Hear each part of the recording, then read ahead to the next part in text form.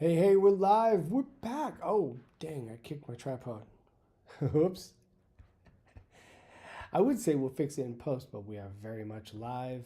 I have a fun one today. I want to try and share um, something a little bit different with you. I want to talk about showing your work or showing the work, right? The idea is we all produce something, whether with me, it's website creative.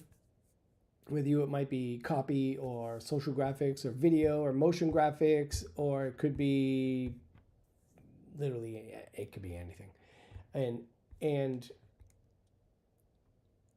there are different types of or different ways of showing your work. It could be a portfolio, it could be case studies, it could be anything in between. You could tell deep stories, which I've done. You can tell categorical stories, which I've done over at WaynePelletier.com because the work history is just too long and there's too many projects. So it varies dramatically. And it's not really enough to just show the work, but it's kind of what I do at ResonantPixel.co. I just show the work because case studies are not part of that process. So I aspire to create them, but I've actually developed a bit of a not love hate, not hate, somewhere in between relationship with case studies, because as I've gotten older and as I've gained more experience, I've seen how problematic those can be. But that doesn't mean we don't share our work in public. It doesn't mean we don't figure out a way to break it down. And one of the videos in my course, How to Review Design, that has gotten the most positive feedback is the faux client call.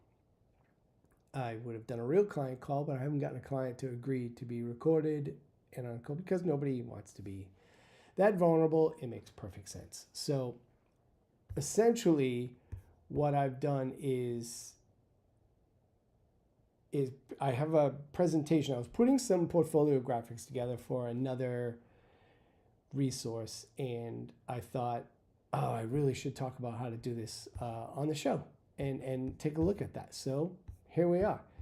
So I've done a lot of client presentations, management, leadership presentations, presentations to my boss, presentations to the team. I've shown a lot of work. In the last 30 years, I've been doing this. 29 years I've been doing this. And 5 years as the owner of this studio, ResonantPixel.co, I've seen what matters, what works, what resonates with people, and I've had enough clients and team members and bosses to know what I should and shouldn't be sharing and how to kind of do and manage those presentations by and large.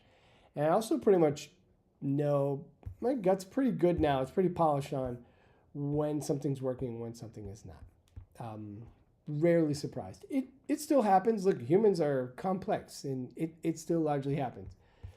So I'm going to share a screen. It's got some of my work on there, but I want to just talk about the work and how those problems were solved. And hopefully it helps you ideate how you want to talk about your projects and your work and how you illustrate how you do problem solving. So I hope this is helpful.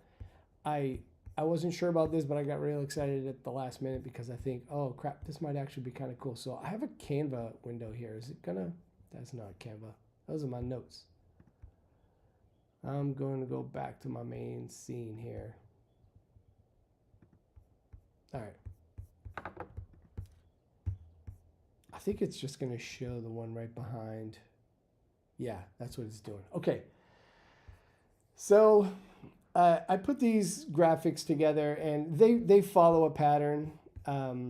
This is 1200 by 1200 pixels, and I have a gradient in the background that is either in contrast or complementary to the website design creative. And I have a illustrated sort of faux browser top thing. Chrome, that's what they're called. Here, just to orient people in what they're looking at. If you just show the box, you'll see some people put it in a laptop or a iMac illustration or graphic, and those are great. Those are really deep. If photoreal and skeuomorphism is your thing, then go for it. I like to simplify this type of thing. I just need a small amount of context to orient people so they know what they're looking at. Otherwise, I'd rather it really be about the creative. And you can go edge to edge with these, but it does get funny if you have rounded corners. And if they're in a grid, it can be nice to see them all in a grid, but when you see them isolated, suddenly context can be lost. So your mileage may vary. Certainly do it in a way that you are, comfortable and inspired by. So I think there's about 18 or 20 of these in here, websites we've done in the last year or so. I think we've done 115 or 118 websites in the past 18 months or so. So we bang out a lot of websites. And all of the examples here are Squarespace. So because we love Squarespace, we put businesses on Squarespace because it kind of gets out of the way. They can go run their business, and we're not having crappy phone calls about website being down or something like that. So it's good in that regard. So not that this is about Squarespace, but I just give you 10 seconds to pitch.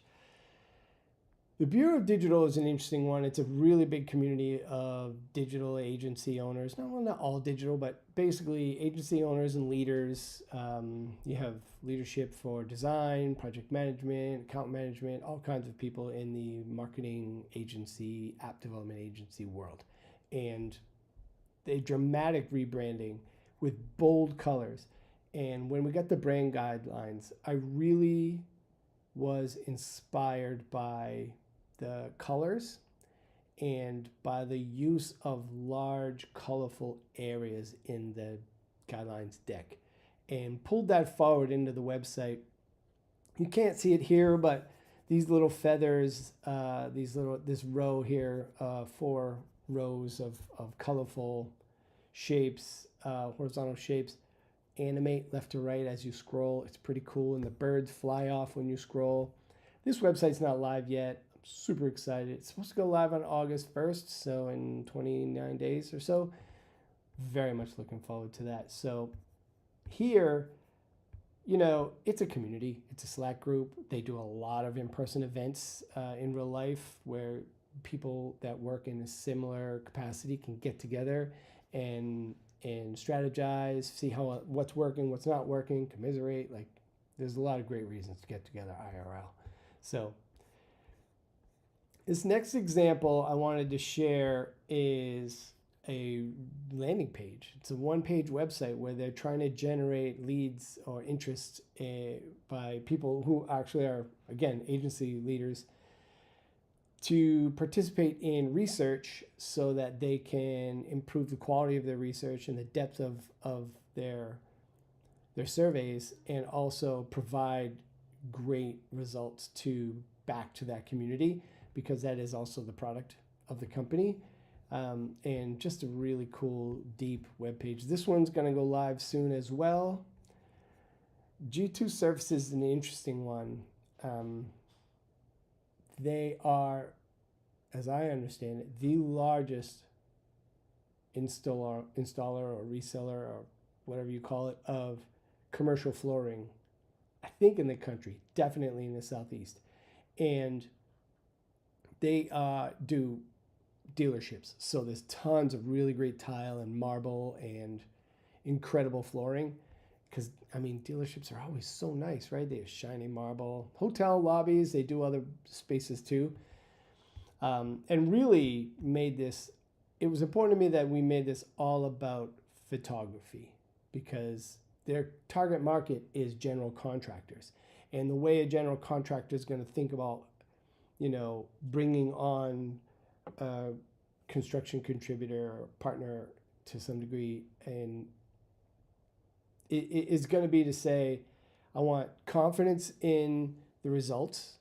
I want confidence in their ability to do the work and their process.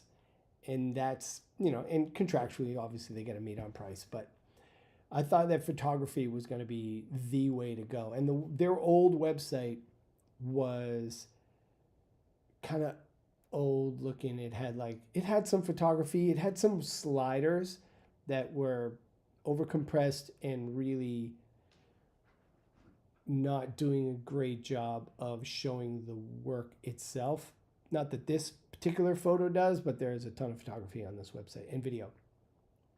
And I think it's important to show that level of depth and really make the photography shine by letting the photos be huge. Yes, Google Webmaster Tools, some other analytics applications that do web page testing, and they don't love large photography. Some of them do a better job of contextualizing the brand and the brand's target market than others. So some of them are just all about speed, and if you've got big photos, that's bad juju. And let me tell you, those apps are wrong, they're biased. We absolutely need brands that do high-end work to have gorgeous photography on the website, because that's what's going to convert. That's what's going to help people understand their work. And if the webmaster tool you're using that gives you some sort of spits out some results that say your website gets a 54 on a 100 scale because the files are too big, find another tool. With Gene's, you know, what was interesting about Gene's mental health care is healthcare can look pretty, for lack of a better word, sterile when it comes to the marketing facade and sharing out. And the idea of individual and group therapy and wanting to appeal to a younger target market that might have anxiety about whether or not their insurance is going to work, or might have anxiety about whether or not telehealth is personal enough. This website is soft. It uses illustrations a lot. It does a good job of making sure that we connect with the right consumer in the right mindset and convey to them that this is a safe, comfortable, and productive place for you to seek mental health and counseling. And I think that is... someone just came in and kissed me goodbye. Did you hear that? I think family's going out. With Marin Kombucha, this is a almost 3-year-old website now, and they were an upstart when we really engaged them for the first time, and their goal was to get into retail, but we set up e-commerce, and they sell a ton of cases of kombucha every single month. There's even been conversations to turn e-commerce off, but Squarespace's e-commerce is simple. So if you don't have a lot of SKUs, that simplicity works in your favor. And it absolutely has worked for them, and they've sold a ton of kombucha. But they have also in Whole Foods and Ralph's all up and down the left coast. You know, this is a deep brand story, but it's also a story of kombucha, which isn't, you know, when they did this 3 years ago, I don't know that I couldn't even spell kombucha. Like, the category itself is still fairly new. You know, the kombucha shelf doesn't have as much stuff on it as the sugary sodas. Not even sparkly waters. Like, it's still a minority category in the beverage side of food and beverage. So we wanted to pull forward both the brand story and the kombucha story and not focus so much on commerce. But we wound up selling a ton of kombucha on the website anyway. Mercandeli is an older website. This is actually a franchise. They have, 210 or so locations, mostly in the Southeast US, a couple in California. And this website uses a lot of motion and animation and scrolling motions. They are the originator of lemon pepper wings, and they don't have a huge menu, but considering the locations, we were able to use StorePoint.co and Google Maps in a way that creates a deep user experience for interacting with the location finder, and it's super cool. So I'm not going to go through all these. hopefully that shows how I think about and different ways of thinking about how to share the work and talk about both how we approached the creative strategically to achieve the business goals and also achieve user goals. And there are lots of ways of phrasing every single one of these for every different type of business out there.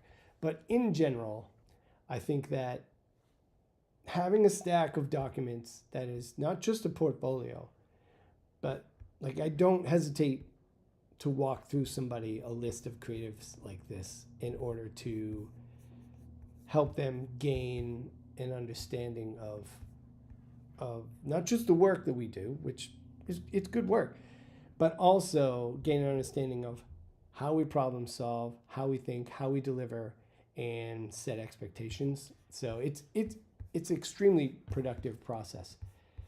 So one thing about case studies, which I was harping on earlier, before we wrap this up, I wanted to follow up on that.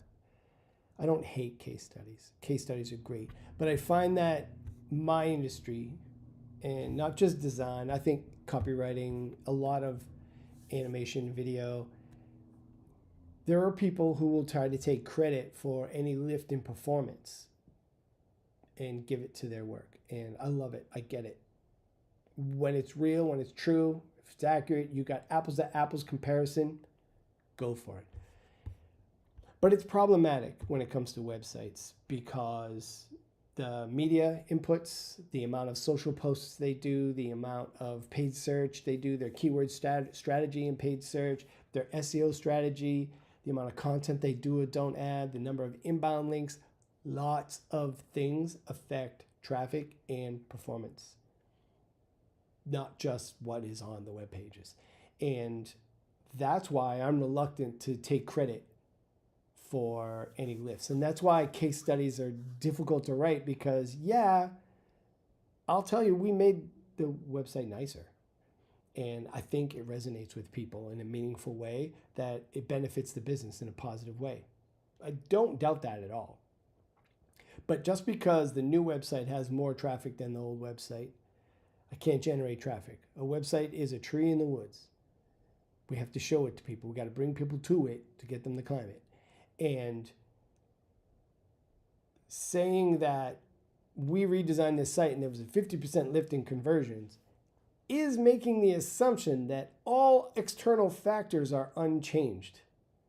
And to me, oftentimes, especially over a stretch of time, that becomes more and more difficult to convey accurately and honestly. So I want to be cautious. If you have that story, go for it. It's amazing. If you don't sweat it. We can still show how we problem solve, like I just did with that short little presentation of 6 graphics. We can show the thinking behind the creative, talk about how we solved a problem and what problem we solved and how we solved it, and then talk about some amount of outcomes by illustrating that even if you don't have outcome conversation to have, by illustrating that there's an understanding of the client's industry and those categorical industry market challenges that they face and understanding their customers and or users. By illustrating deep understanding in those, then that is competence enough for people to work with you, work with me, work with any of us. So that's my little case study rant. And I realize it is entirely possible. I am on an island there, and I'm perfectly comfortable with that. What is last on my notes? I don't have anything else. I just want to say that if you have questions, comments about this approach, just leave it down in the comments. Like and subscribe, yell at me, holler at me, call me crazy, say I got stupid hair, whatever you want to do. Love it. Bring it on. It's Wednesday, holiday this Friday. I think I'm going to record anyway. My gut tells me I'm recording anyway, even though there's a holiday this Friday. So, listen, Have a productive remainder of your week. I hope you have a great day, and I hope you're killing it out there. If you're curious about any of the other videos, I think this is episode 67 of my live videos. And I was thinking about going back and watching the first few to see if I've gotten any better at this. I know I said I was going to hold out until I got to 100. I should probably hold out till I get to 100.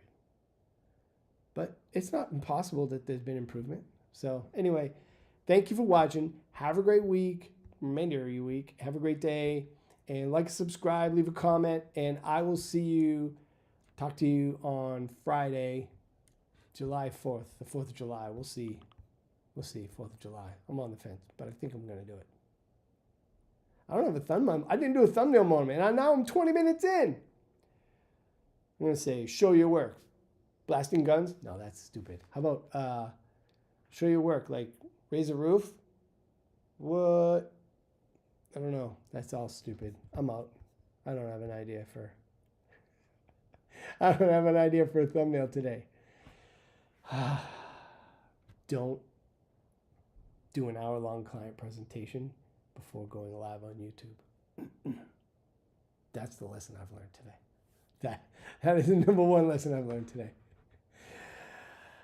Have a good one. I will chat at you soon.